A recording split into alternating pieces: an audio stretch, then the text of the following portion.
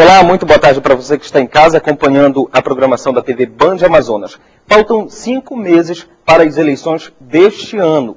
Os pré-candidatos ainda não foram definidos, mas os partidos políticos já se articulam. Neste período, 2 decisões muito importantes são tomadas. Primeiro é a escolha do prefeito de Manaus e de todos os municípios do estado do Amazonas, e depois dos vereadores que vão nos representar na Câmara Municipal.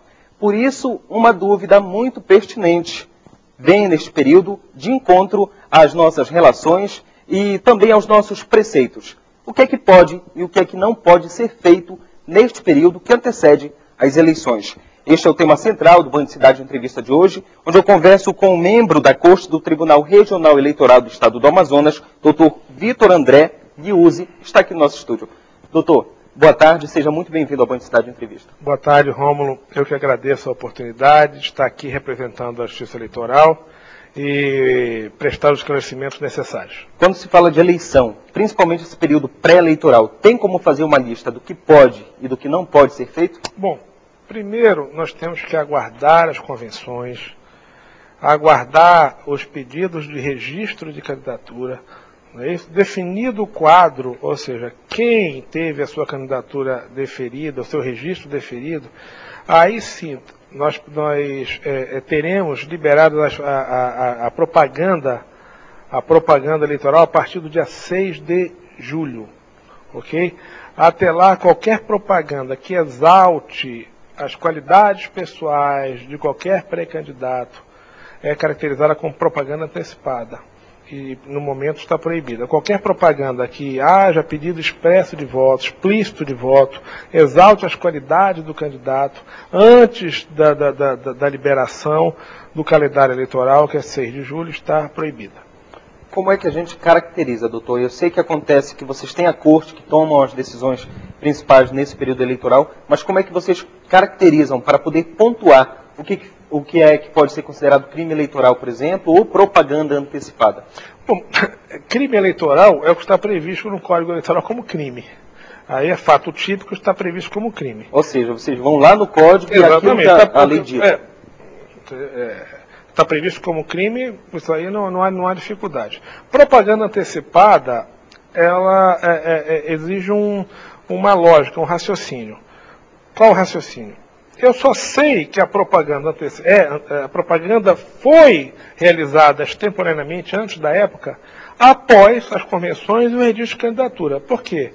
Se alguém fez determinada propaganda e não se lança candidato, aquela propaganda não foi antecipada, por quê? Ele nem candidato é. Então eu não posso caracterizar como propaganda antecipada. É um trabalho minucioso. É um trabalho minucioso, é um trabalho intelectual que você tem que realizar, entendeu? Em cima de cada caso concreto. A gente sabe que tem aquelas infrações cometidas pelo cidadão, como, por exemplo, um furto. A pessoa pode recorrer para tentar provar que ele não cometeu determinado crime. E um candidato, se ele é apontado pelo Tribunal Regional Eleitoral como um candidato que fez uma campanha eleitoral antecipada, de que forma ele pode recorrer ou não pode? Não, isso é constitucional. Todo cidadão tem acesso ao Poder Judiciário, isso é o princípio constitucional. Entendeu? É o princípio da jurisdição. Todo cidadão tem acesso ao Poder Judiciário independentemente de classe, cor, raça, religião, entendeu? Isso aí é um princípio constitucional que está acima de qualquer partido político, ideologia e etc. Entendeu? Todos podem recorrer, independente de ser candidato ou não. Ok, doutor. Agora, quinta-feira, vocês tiveram uma reunião sobre segurança das eleições deste ano. O que é que foi debatido?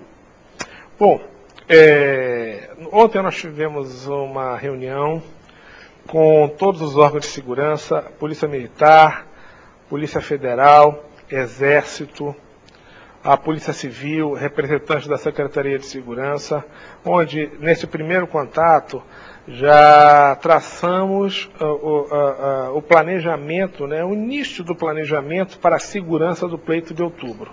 Foi uma reunião muito prolífica, muito proveitosa e necessária, porque nós temos que ter um trabalho conjunto entre os órgãos de segurança, Polícia Militar, Polícia Civil, Polícia Federal, Exército, Marinha, Aeronáutica, para que, com esse conjunto de esforços, não é isso? Nós possamos fechar um planejamento perfeito e possamos ter eleições tranquilas em 2012 agora, em outubro. O que seria esse projeto, esse plano perfeito, doutor? Aqui para a nossa região, que a gente sabe que ela é bem diferente das demais. Exatamente. Nossa região tem umas peculiaridades próprias, né, que você falar em eleições no interior do estado de São Paulo, por exemplo, você tem acesso a todos os municípios por estrada, quer dizer, imagine um tumulto numa cidade do interior de São Paulo. Em 2 horas você tem lá 30 minutos você tem um pelotão do Exército todo, lá uma companhia do Exército. Tem todo um comboio para prestar assistência. Aqui no nosso estado, você sabe que o Amazonas tem dimensões gigantescas, né? Às vezes... É um continente, como se fala. São dimensões continentais, né? Você tem... Imagine no dia de hoje, você imaginar que você pode demorar até 10 dias de barco, 2 semanas de barco para chegar numa localidade. Onde você, saindo de Manaus, você chega na China em 24 horas. Você, às vezes, demora 10 dias para chegar de barco dentro do nosso estado, do próprio estado. Então, nós temos algumas particularidades. De qualquer maneira, o que importa é o seguinte: a Polícia Militar, a Polícia Civil, a Polícia Federal e, principalmente, o Exército já se comprometeram com essa missão e não vão medir esforços, entendeu, para ajudar o Justiça Eleitoral a desempenhar realmente seu papel, que é garantir o voto do cidadão e garantir o Estado de Direito e o Estado democrático, que é basilar da nossa sociedade, né? Doutor, eu lembro que em 2010, nas eleições presidenciáveis, entrevistei aqui no Banho de Cidade de Entrevista o doutor Paulo Feitosa, que fazia parte da comissão eleitoral. Naquela época ele me disse que uma grande dificuldade no interior do Estado são os crimes que acontecem com mais frequência, já que se há uma liberdade maior e, de alguma forma, fica menos protegido do que a capital. O interior ficaria menos protegido do que a capital. Como fazer, então, já que a gente tem a questão da logística, que a gente tem municípios como Barcelos, como Boca do Acre, que são muito distantes, para poder atender da mesma forma a capital e o interior do Estado? Existe uma outra situação muito peculiar do nosso estado. Nem sempre o município mais distante é o que tem o acesso mais difícil.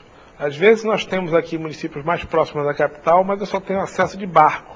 Outros mais distantes, você tem acesso de avião, através do avião, né, aéreo.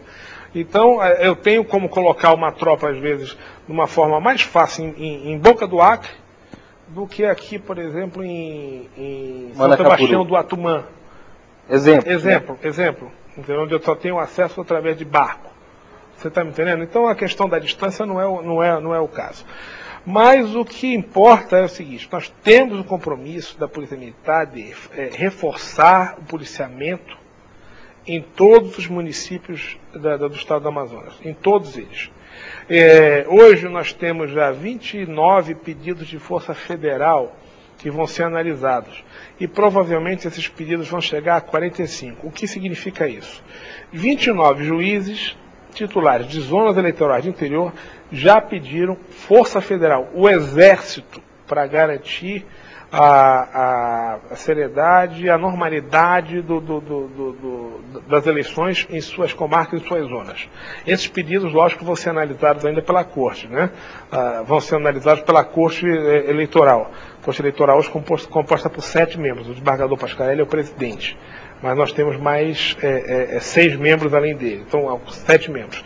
Então, esses pedidos vão ser analisados pela Corte em conjunto. Após a análise, nós vamos ou não enviar esses pedidos para o TSE, que é quem dá a última palavra no que concerne ao envio de tropa federal. Mas a ministra Carmen Lúcia tem se mostrado muito sensível à nossa realidade. Ela sabe que a nossa realidade é diferenciada. Ela sabe que o Amazonas, entendeu, sofre de dificuldades que ela não encontra em outros estados. Então, ela tem se mostrado muito sensível a nossos pleitos. E, doutor, Pois não. justamente sobre a ministra Carmen Lúcia, a gente vai dar uma pausa rapidinho, daqui a pouco a gente volta falando que ela vai estar aqui no Amazonas justamente para falar sobre isso, sobre ano eleitoral. Até mais.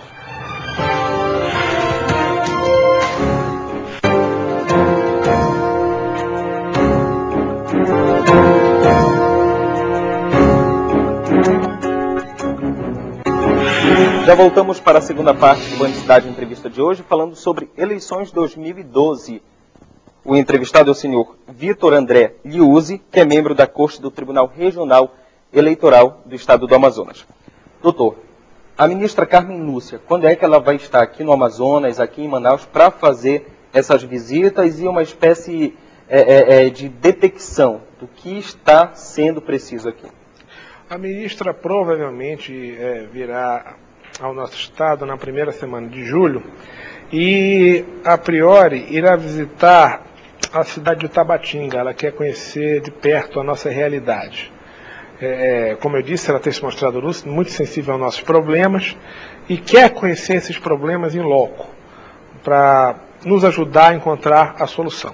A escolha de Tabatinga, sabe dizer se foi da própria ministra ou foi uma conversa que aconteceu entre a Corte do TRE aqui e ela, para poder indicar Tabatinga como esse município? Não, eu ainda não conversei pessoalmente com a ministra. Eu soube que ela escolheu Tabatinga. Agora, eu ainda não sei se a escolha foi pessoal ou foi uma indicação. Isso aí eu não posso lhe responder, mas... Mas ela vai estar aqui para fazer essa identificação. Exatamente, vai estar e vai conhecer Tabatinga e aquela região toda, né, ali, porque eu acho que o que preocupa a ministra é a área de fronteira. Ela quer conhecer aquela área de fronteira, que é uma área realmente extremamente problemática, né, a nossa fronteira ali com a Colômbia. Então a ministra quer conhecer a realidade amazônica. Doutor, esse ano, além da parceria da polícia, que já acontece em todo o ano eleitoral, vocês também terão a parceria de 10 mil estudantes da Universidade do Estado do Amazonas, que farão parte aí desse aglomerado dos chamados mesários, que são aquelas pessoas que auxiliam nas eleições. No total de 18.600 mesários, 10 mil serão estudantes da UEA. Qual a importância dessa parceria e como ela surgiu? Um convênio feito entre a Justiça Eleitoral e a Universidade Estadual do Amazonas, que irá nos fornecer esse material humano, que irá desempenhar esse importante papel, auxiliando a Justiça Eleitoral como mesário, né, como mesários no pleito vindouro. Isso aí é interessante porque não vai alcançar só a capital, mas além da capital, 25 cidades do interior. E isso decorre de um problema que nós tínhamos. Todo juiz que já presidiu uma eleição anterior já deve ter sofrido, já deve ter sentido na pele esse problema, né? Com a escolha dos mesários. Por quê? Nosso interior tem uma peculiaridade. Nós temos cidades relativamente grandes em relação à capital, Itacoatiara, Manacaporuma, mas nós temos cidades menores, né? Nessas cidades menores existe aquela promiscuidade, no bom sentido, né? Existe aquele nepotismo nesse processo aí, seria mais ou menos isso? Não, nepotismo não é o caso. Existe a questão da vida interiorana, da rotina da vida interiorana, né? Onde todo mundo conhece todo mundo. Todo mundo é parente de todo mundo. Então, existe o juiz se coloca numa situação difícil, porque na hora de escolher os mesários, todo mundo é parente de todo mundo e fatalmente aqueles candidatos terão parentes complica a vida do juiz eleitoral. Teriam parentes como mesários. E isso complica a vida do juiz, porque o juiz tem que julgar as impugnações, aí surgem aqueles fuxicos normais do interior, o mesário é parente de fulano, beltrano e tal. E com a vinda desses estudantes, né, você praticamente anula esse problema. São pessoas completamente estranhas que vão trabalhar em 25 municípios. Logicamente que em um ou outro município que não está ainda coberto por esse convênio, teremos alguns problemas nesse sentido, mas que não são problemas... Mas esse já é um grande passo, né, doutor? É um grande passo. 10 mil pessoas que se desconhecem. É um grande passo. E os problemas pontuais que surgirão, não terão um condão de viciar o processo eleitoral como um todo. Isso aí não. Tá, doutor. Agora, no mês passado foram definidos os 23 juízes eleitorais que vão atuar no interior nessas eleições. Esse número será suficiente para garantir o pleito? Sim, porque ao todo nós necessitamos de 70 juízes, porque são 70 zonas. 23 juízes foram designados, se eu não me engano, 17 da capital, e outros juízes do próprio interior que não exerciam jurisdição na sua comarca e que vão exercer a jurisdição eleitoral em outra comarca que não a sua. Mas no total são 70 juízes que vão trabalhar nas eleições. É uma quantidade que condiz com a realidade. É suficiente, porque cada zona tem que ter um juiz. Tá, e com esse novo efetivo, com esses novos juízes, na verdade, o efetivo está completo? Existe algum município que poderá ser prejudicado com a carência de algum juiz ou não? Não. Todos os juízes, todos os municípios, certo, terão juiz eleitoral. A distribuição desses juízes eleitorais, doutor, acontece pela quantidade de população ou não? Pelo tamanho do município? Não, porque tirando a capital, não onde nós temos 13 zonas, todas as comarcas do interior são consideradas, tem um juiz só porque é considerada uma única zona. Agora, durante a solenidade de posse do novo presidente do TRE este ano, doutor Flávio Pascarelli, o governador Omar Aziz se mostrou muito solícito, disposto na abertura de concurso para suprir a carência de magistrados. Na sua opinião, se viesse realmente um concurso, seria uma forma de solucionar, de melhorar o sistema? Não, primeiro que a iniciativa ou não é necessário? A iniciativa ou não da realização do concurso não é do governador, é do tribunal. É o tribunal que tem que decidir se vai ou não abrir o concurso. Na verdade, isso aí o tribunal tem essa autonomia. Não é o governador que vai dizer se entendeu? Logicamente que o governador ajuda com a questão se for o caso, como ele ajudou agora, no aumento do repasse, né? Ele remanejou um percentual do repasse da Assembleia para ajudar a manutenção de algumas comarcas do interior. Mas essa iniciativa não é do governador, é do tribunal.